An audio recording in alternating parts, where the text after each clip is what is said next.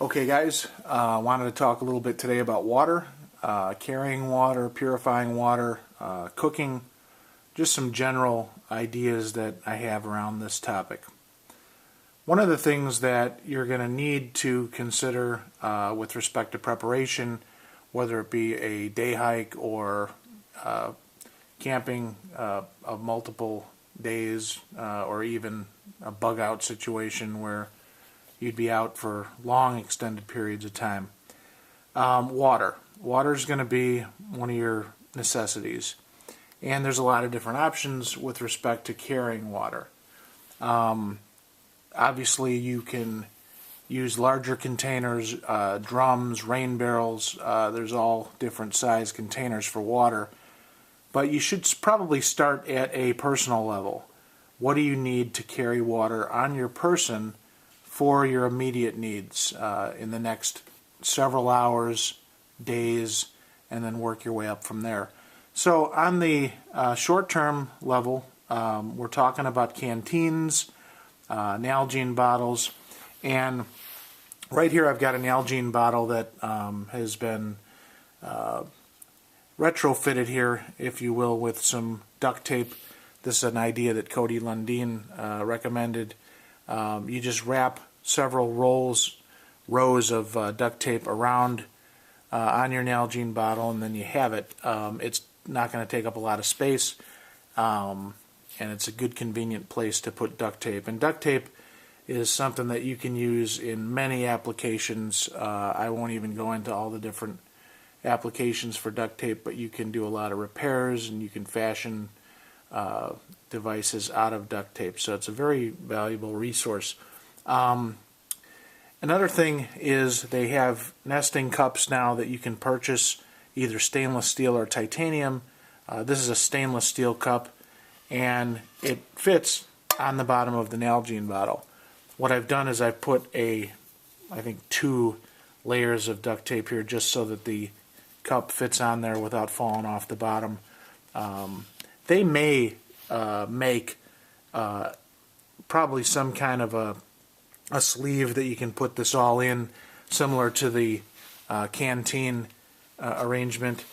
I haven't seen it, so what I've done here is I've just put some duct tape on the bottom as well, and that kind of holds this cup on the bottom very well, so no problem there.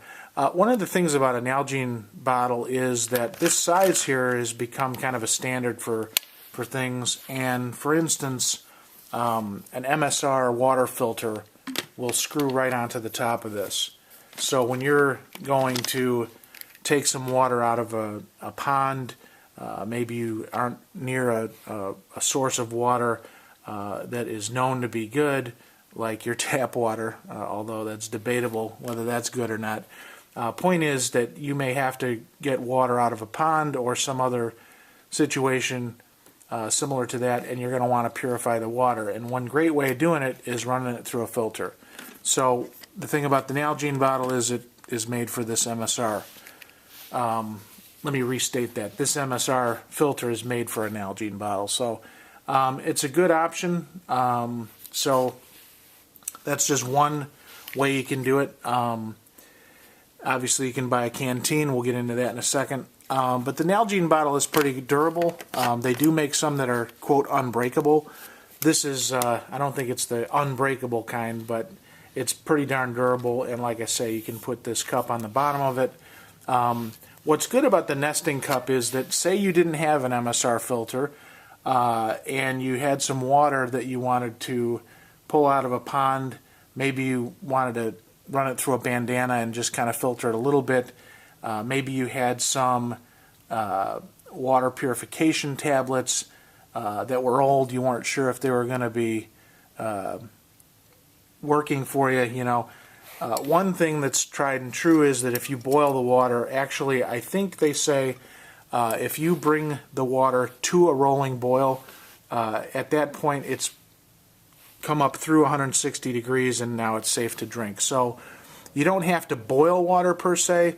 I think that what you do is you just have to get it to a boil, and once you've brought it to a boil, you can then drink that water.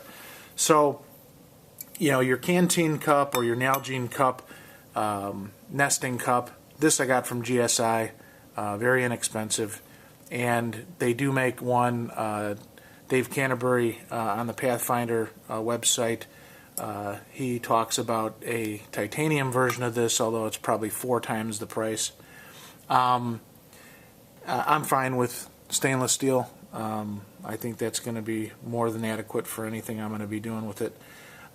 So you can boil your water, purify your water, and then put it into your bottle. Once you get this dry and clean, you just pull your water through here, pour it in, and fill it up that way. Probably a tedious process, but definitely something that you could do to get yourself some safe water. Also, obviously, you can use this cup for heating up food. You could heat up some water for coffee. You can put some beans or rice into here, and this can be your cup that you use to cook your food. So a lot of versatility there in a very small package. And again, if you're going to have an Nalgene bottle, adding this cup to it takes up just, you can see how little space that takes up. Yes, it adds weight, but the utility you get out of that, I would argue, is worth its weight for sure. So that plus the duct tape, I'm sure there's other things you can do. I noticed that in Cody Lundine's book, he ran some paracord through here and looped it at the top so that he had a way to kind of hold the bottle.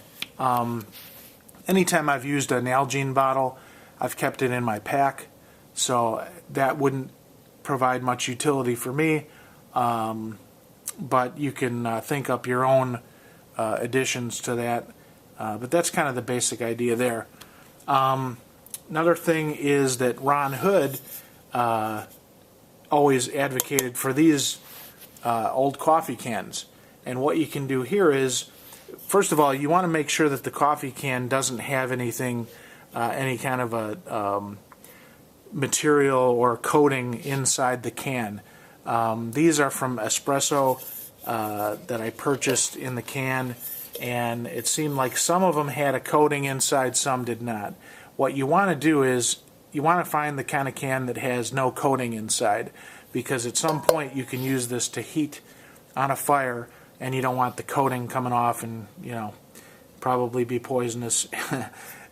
Definitely not something you want. So the point here is, if you don't want to get one of these nesting cups, you can do virtually the same thing with a coffee can. This fits right on there, and in this case that duct tape provides another utility, in that even if you get this pretty smooth in here, you need to knock down the high spots with your pliers or Leatherman tool, just so that it's not scraping up your bottle. But if you put duct tape on there, obviously you can't put it on too much or this won't fit, but you can see here several, I don't know, there's probably about 6 or 8 turns on there, and I think that's fitting on there very well. But you can see that is also a definite option. Ron Hood had all of his students do this, and it provides a very useful way to cook your food, purify your water, whatever you're going to be doing. And as you can see, you get a lot more, probably twice the capacity out of one of these coffee cans. So I'm really, I like this cup because it has the built-in handle. But again, anybody that's got a Leatherman tool for survival or any kind of a survival tool, you can either pick this up with out of a fire with your Leatherman tool, or you could punch holes in here and make your own handle out of a probably a coat hanger or other device. There's probably a million ways you could make a handle for that. But this is Ron Hood's idea. Use the coffee can, and it sure fits perfect. So that's another option for you. And of course, duct tape. You want to get good duct tape. I think Gorilla Tape is probably the best you can get. That's not what this is here. I've purchased duct tape in the past, and I've gotten some stuff that's bad. bad in the sense that it didn't go bad. It just wasn't very good duct tape. So spend the extra money, get Gorilla Tape or some good stuff, because when you go to use this, you want it to stick. I bought some stuff that I tried to put up some tarps for painting, and it wouldn't stick worth anything. So duct tape's something that you're going to want to have. Obviously, you're probably not going to bring a roll of it with you camping because this is pretty heavy, but if you do something like this, another thing that they do is they wrap it around your flashlight. A lot of guys will wrap this around the flashlight, and then you have some utility in that as well. So the other option here is a standard, good old-fashioned Army canteen. And the reason this is nice is because you have a built-in system to carry it on a belt. If you put this on your belt, you don't have to have it in your pack. That frees up some more space in your pack. It also, on the canteen cover, you have a place you can put anything you want, but a lot of times guys will put water purification tablets in here so that you always have them. But I kind of like this option because you can have it right on your hip where it's out of the way, and kind of a good way to carry it. But what else is good about this is that when you take the cover off, now you can purchase these separately, but I recommend purchasing these regardless. The canteen cup serves the same purpose as this cup here. And I would suspect that the canteen cup was around long before the Nalgene cup. But here you go. You have the same type of utility. I don't know, some kind of steel. I don't think it's stainless, but it's a very durable option for purifying water, making coffee, heating up your food, whatever you're going to do. And again, it's got the built-in handle, so when you're setting that on a fire, you're not going to have to worry about pulling it out of there. Good option. It's pretty lightweight, considerably, and nests right on the bottom of the canteen. So that's another option for you. The canteen is plastic. You don't heat up anything in the canteen. Another option you could consider, and this is what Dave Canterbury advocates. He advocates for a water bottle similar to the Nalgene, except stainless steel.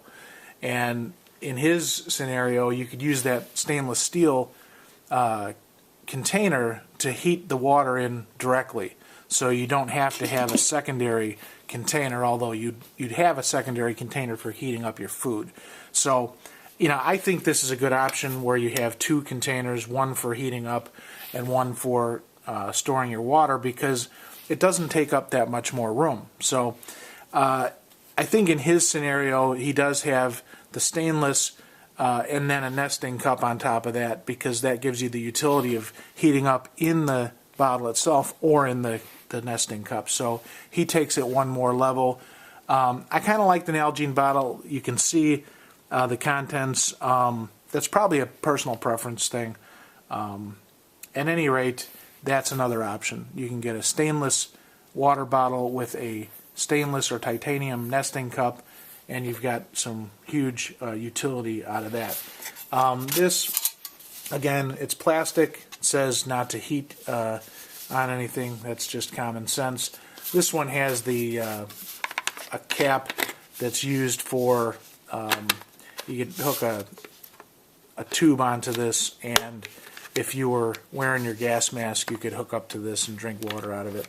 Hopefully I'm never in a situation like that. I got this from a guy that was in Iraq, and this was kind of their standard issue apparently.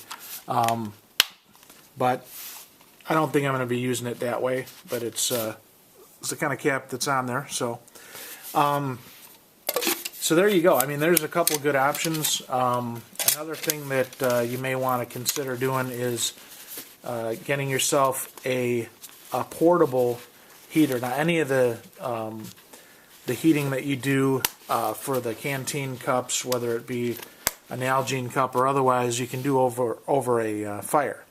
You can make that fire with wood, kindling, 1,000 different ways you can make a fire. A lot of guys are using sterno now, and what you can do with the sterno is you can pack this kind of in the same type container, makes it a little bit larger. Use your imagination. You could put sterno in your pack separate. A lot of guys are making rocket fuel stoves out of different containers, kind of makeshift, do-it-yourself little stoves, pack stoves. I'm not going to do a video on that right now, but I will say you could use sterno or any type of pack stove, and it makes a handy addition to your setup, because basically then you've got a self-contained way of providing for your water and cooking your food with either sterno or an open fire that you create with kindling that you find in the woods or wherever you're at. What I'm doing with the sterno thing is I've got an empty one and a full one. I'm thinking of trying to cut this open, maybe cut the bottom open and drilling some holes in the side, and then the plan there is that what I would end up with is a sleeve that I could start the fire down here, and then that would be my stove, kind of a self-contained little stove. Haven't done anything with that yet. I'm going to examine the options there. I do have a dual fuel camp stove. Don't have anything on this personal size level yet. My brother's built a couple of rocket fuel stoves, or rocket stoves. I don't know what they're called really. And the kind that you put in a backpack for camping. But we'll see where that goes. That could be a utility. And on Dave Canterbury's website and on his videos, he talks about using I don't know if it's sterno or some other solid fuel, and then he sells a little stove that it basically is a little sleeve that fits over here. You can put it on your Nalgene bottle when you're not cooking with it.